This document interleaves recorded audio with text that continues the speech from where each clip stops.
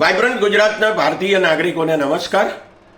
આજે આપણે ઇસ્લામ ધર્મના સૌથી પવિત્ર ગ્રંથ એવા કુરાન વિશે વાત કરીએ. મારા હાથમાં આ દિવ્ય કુરાન છે. એ ગુજરાતીમાં છે. મૂળ અરબી ભાષામાં લખાયેલા કુરાનનો ઉર્દુ અનુવાદ મૌલાના સૈયદ અબુલ આલા મૌદૂદીએ કરેલો છે.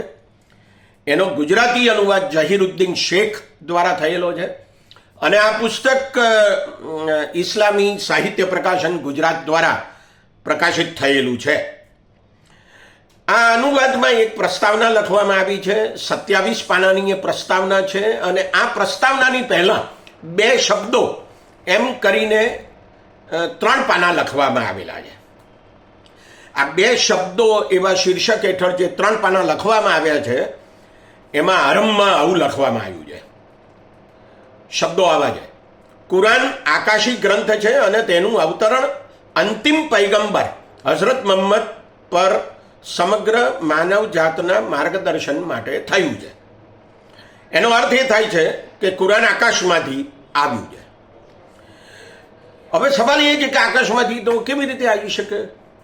એટલે એનો અર્થ એ થાય, બધા મુસ્લિમો એવું માને છે જગતના કે અલ્લાહે કુરાન લખાવ્યું છે મોહમ્મદ પૈગંબરને, એટલે કે એ બધા કુરાનના જે કંઈ શબ્દો છે એ બધું જ, જે કંઈ લખાણ છે એ બધું જ અલ્લાહે લખાવેલું છે. મૂળ મુદ્દો એ છે કે કશું આકાશી હોઈ શકે નહીં. જેટલું પણ લખાણ આ દુનિયામાં છે એ બધું જ કોઈક ને કોઈક મનુષ્યએ જ લખેલું છે. કશું આકાશી, દૈવી, ઈશ્વરે કે અલ્લાહે કે ગોડે કે બધા ભગવાનોએ લખેલું કે લખાવેલું હોઈ શકે નહીં.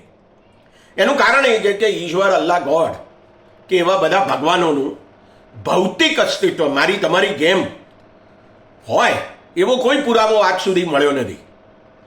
એટલે એ બધા ભગવાનો એ મનુષ્યોએ કરેલી ધારણા છે, માન્યતા છે.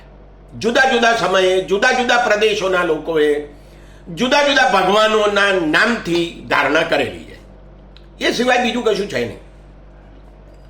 મહાત્મા ગાંધીના સાથીદાર અને વિદ્વાન કિશોરલાલ મશરૂવાળાએ સમૂળી ક્રાંતિ નામનું એક પુસ્તક લખ્યું છે. અને એમાં એમણે વૈચારિક ક્રાંતિ માટેના 5 સિદ્ધાંતો આપ્યા છે. એ સિદ્ધાંતોને એમણે પ્રતિપાદન એવું નામ આપ્યું છે.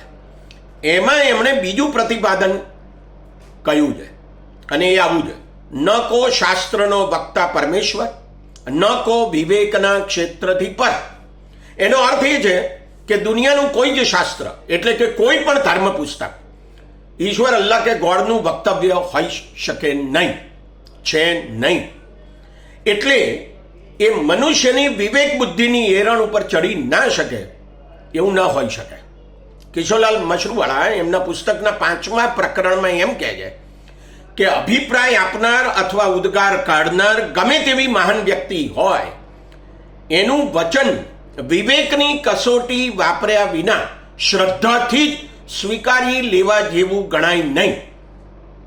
બધા વચનો એ મનુષ્યની બુદ્ધિમાંથી નીકળેલા કે ભાવનાવશતામાંથી નીકળેલા જ સમજવા જોઈએ. અને જેટલે અંશે તે અનુભવ તથા વિવેકની કસોટીમાં ખરા ઉતરે તેટલે જ અંશે ગ્રાહ્ય સમજવા જોઈએ.